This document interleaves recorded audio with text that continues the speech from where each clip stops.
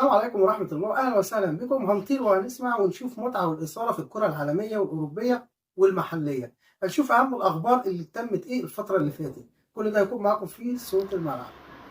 في وسط الكلام اللي بيتم تداوله عن اسم أوريس فيشر، السؤال اللي مولع السوشيال ميديا: مين الراجل ده؟ وإزاي ممكن يخلي شكل الأهلي؟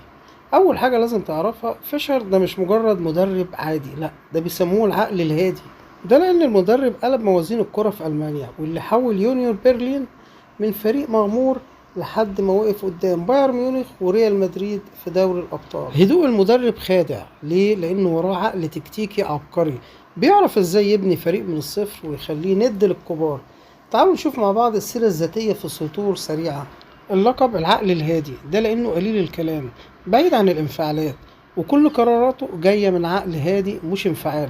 عمره 59 سنة، الجنسية سويسري، اتربى في بيئة نظام وانضباط ودقة، وده انعكس على شخصيته التدريبية. أما كلاعب كان مدافع أسطوري، لعب مع فريق زيورخ، لعب 500 مباراة، خد فيهم 5 دوري وكاس سويسرا، وكان بيوصف بالقائد الهادي.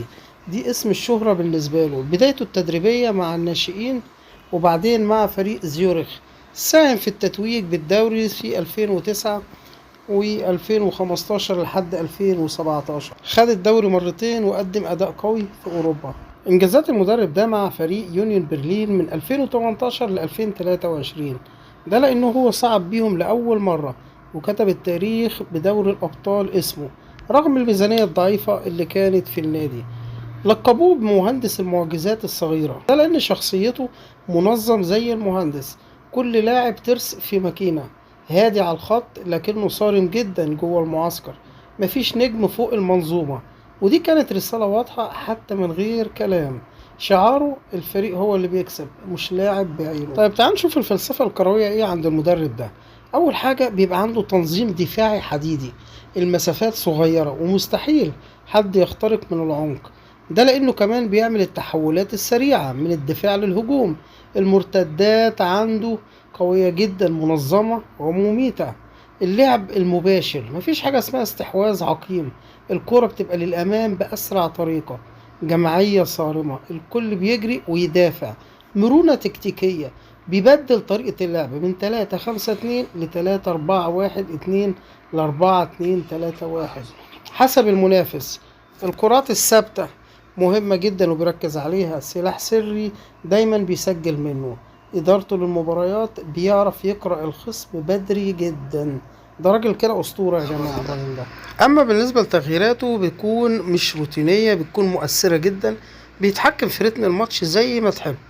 هدوءه في المواقف الصعبة بيعدي لعيبته، والنتيجة ما بتكونش خالص طبيعية لأنها بتكون قوية جدا ضد الكبار. تعالوا نشوف نقاط القوة باختصار مع المدرب ده. دفاع منظم وصعب اختراقه، جماعية وانضباط في اللعب، مرتدات قاتلة، مرونة تكتيكية، خطورة رهيبة في الكرات الثابتة، سيطرة على رتم اللعب، نجاح مثبت قدام بايرن ميونخ ودورتموند وريال مدريد. باختصار، فيشر هو الأهلي، السيطرة على النجوم. الأهلي محتاج شخصية قوية زي فيشر، مش بيجامل حد.